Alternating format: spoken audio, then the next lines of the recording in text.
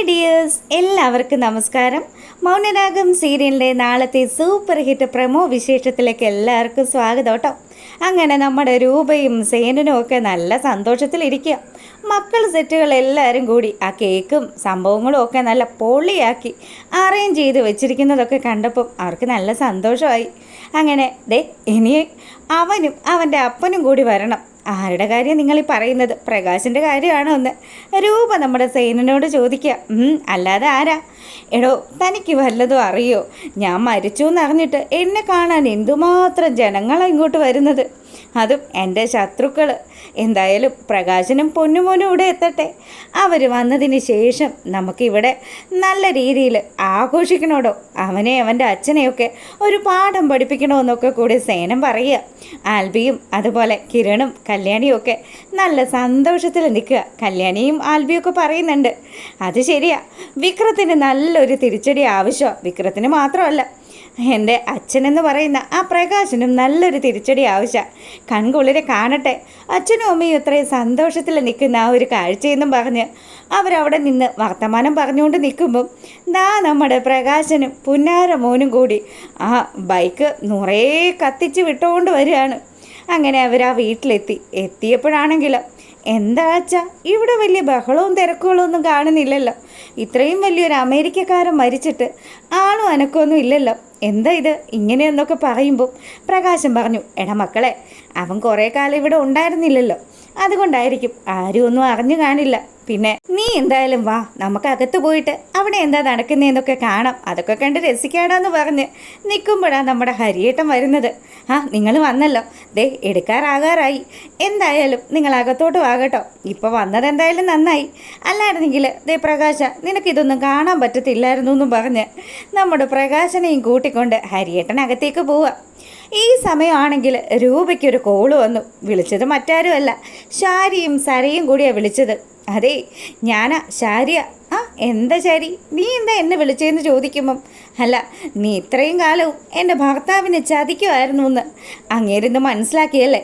എന്തായാലും ഞാൻ അയാളോട് ഇത്രയും കാലവും ഈ സത്യങ്ങളൊക്കെ മറച്ചു വെച്ചത് എൻ്റെ മോളെക്കുറിച്ചുള്ള രഹസ്യങ്ങൾ നിങ്ങൾ വെളിപ്പെടുത്തുമോ എന്ന് പേടിച്ചിട്ടായിരുന്നു. ഇനിയിപ്പം എനിക്ക് ആ ഭയമൊന്നുമില്ല. അതെന്താ നിനക്ക് ആ ഭയം ഇല്ലാത്തത്? നിൻ്റെ ഭർത്താവിനെ നല്ലതുപോലെ ഞാൻ പേടിപ്പിച്ച ഇവിടുന്ന് വിട്ടിരിക്കുന്നതെന്ന് രൂപ ശാരിയുടെ അടുത്ത് പറയുക. അങ്ങനെ അങ്ങോട്ടും ഇങ്ങോട്ടും ഒക്കെ വാഗ്വാദങ്ങളൊക്കെ നടത്തിയതിന് ശേഷം ശാരിയും നമ്മുടെ സരയും കൂടി സംസാരിക്കുക. എന്ത് അഹങ്കാരമാണ് രൂപാൻ്റി, ഞാൻ വിചാരിച്ച പോലെയൊന്നും അല്ല.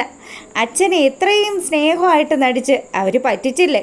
അച്ഛൻ വിചാരിച്ച് വെച്ചിരുന്നത് അവരച്ഛനെ ആത്മാർത്ഥമായിട്ട് സ്നേഹിക്കുവാണെന്നാണല്ലോ.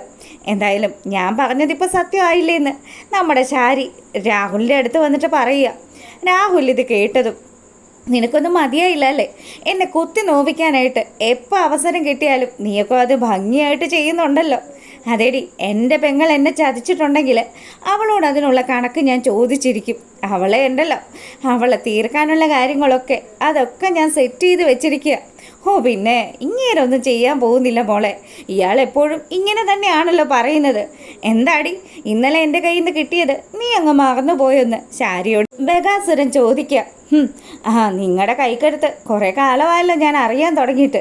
ഇനി എങ്ങാനും എൻ്റെ അമ്മയെ എന്തെങ്കിലും ചെയ്തു കഴിഞ്ഞാൽ ഞാൻ പ്രശ്നം ഉണ്ടാക്കുമെന്ന് തന്നെ സരയും പറയുക. നിങ്ങളെ പേടിച്ചിട്ടാ എൻ്റെ മനുവേട്ടൻ ഇവിടുന്ന് സ്ഥലം വിട്ടിരിക്കുന്നത്. മനുവേട്ടനുണ്ടല്ലോ പാവം ഒരു മനുഷ്യനാ. അല്ലായിരുന്നെങ്കിൽ സത്യം പറഞ്ഞാൽ നിങ്ങളെപ്പോലെയുള്ള ഭ്രാന്ത് പിടിച്ച ഒരച്ഛൻ്റെ അമ്മയുടെയും കൂടെ ഒന്ന് ജീവിക്കേണ്ട ആവശ്യം എൻ്റെ മനുവേട്ടനില്ല.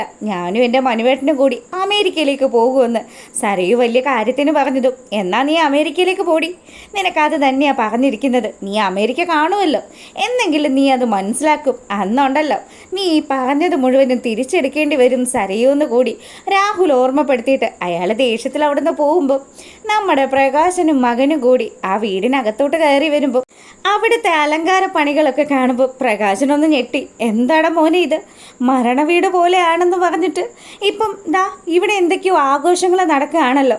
ആ രാഹുൽ നമ്മളെ ചതിച്ചതായിരിക്കുമോ എന്ന് ചോദിച്ച് നമ്മുടെ പ്രകാശൻ വിക്രത്തിൻ്റെ അടുത്ത് സംസാരിക്കുക. അപ്പം വിക്രം പറഞ്ഞു, അതെ അച്ഛാ, എനിക്കും അങ്ങനെ തന്നെയാണ് തോന്നുന്നത്. അങ്ങനെ അവരകത്തോട്ട് കയറി വന്നതും ആ ഒരു ഡെക്കറേഷനും കേക്ക് കട്ടിങ്ങിനുള്ള കാര്യങ്ങളും ഒക്കെ അവിടെ ഒരുക്കി വെച്ചിരിക്കുക. ഈ സമയമാണെങ്കിലോ ദാ നമ്മുടെ സേനൻ അയാളുടെ അടുത്തേക്ക് ചെന്നു. ആ പ്രകാശ, നീ എൻ്റെ ഡെഡ് ബോഡി കാണാൻ വന്നതല്ലേ? ദേ നിൽക്കുകടാ, ഞാനും തന്നെയാണ് ഈ നിൽക്കുന്നത്.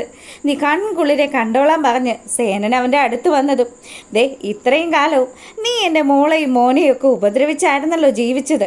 ഞാൻ അറിഞ്ഞടാ എൻ്റെ കുഞ്ഞിനെ കൊല്ലാനായിട്ട് നീയൊക്കെ ആ സരയുൻ്റെ കൂടെ നിന്ന് കളിച്ചത്. എന്തായാലും ഇവിടെ വരെ വന്ന സ്ഥിതിക്ക് ഈ കാഴ്ചകളൊക്കെ കണ്ടിട്ട് പതിയെ ഇവിടുന്ന് പോയാൽ മതി. അത് കേട്ടതും ശരിക്കും വെപ്രാളത്തിൽ നിൽക്കുകയാണ് നമ്മുടെ പ്രകാശൻ. അതുമാത്രമല്ല, സേനൻ പ്രകാശനെ പതുക്കെ ഇങ്ങ് പിടിച്ചിട്ട് പ്രകാശൻ്റെ കാരണക്കുറ്റി നോക്കി ഒരു അടിയും വെച്ച് കൊടുത്തു. ഇതെന്തിനാണെന്ന് മനസ്സിലായോ? എൻ്റെ കുഞ്ഞിൻ്റെ ദേഹത്ത് തൊട്ട് കളിച്ചതിനാണ്. ഇനി നീ ഇതുപോലെ എന്തെങ്കിലും ഉടായ്പുമായിട്ട് ഇറങ്ങിക്കഴിഞ്ഞാൽ ദേ അവനെ ചോദിക്കാനും പറയാനും എന്നെപ്പോലെയുള്ള ഒരു തന്തയുണ്ടെന്നുള്ള കാര്യം നീ മറന്നു പോകരുതെന്നും പറഞ്ഞു. പ്രകാശൻ അസ്തമിച്ച് നിൽക്കുക. എല്ലാവരുടെയും മുന്നിൽ പ്രകാശൻ നാണം കെട്ട് നിൽക്കുമ്പോൾ ദാ സേനനും നമ്മുടെ രൂപയും കൂടി ആ കേക്കൊക്കെ നല്ല മനോഹരമായിട്ട് കട്ട് ചെയ്ത് അവരെല്ലാവരും നല്ല സന്തോഷത്തിൽ നിൽക്കുമ്പോൾ ആൽബിയും അതുപോലെ സോണിയും കൂടി നമ്മുടെ വിക്രത്തിൻ്റെ അടുത്തേക്ക് വന്നു. എന്താടാ, അച്ഛന് കിട്ടിയതിൻ്റെ ബാക്കി നിനക്ക് കിട്ടണ്ടേ? നീ ഇങ്ങ് വന്നേന്ന് ചോദിക്കുകയാണ് ആൽബി.